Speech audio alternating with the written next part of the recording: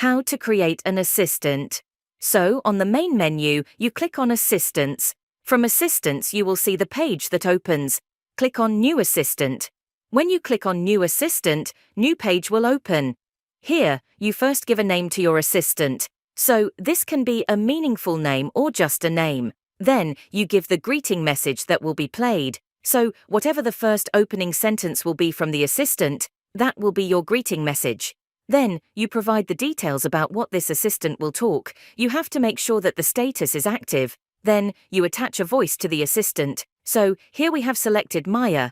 Then, you click on Create Assistant, and the assistant will be created. You can check here how many assistants have created and are active, and here from these dots you can view, delete and edit the assistant you have created. Then to create one more assistant, click on New Assistant. Thank you.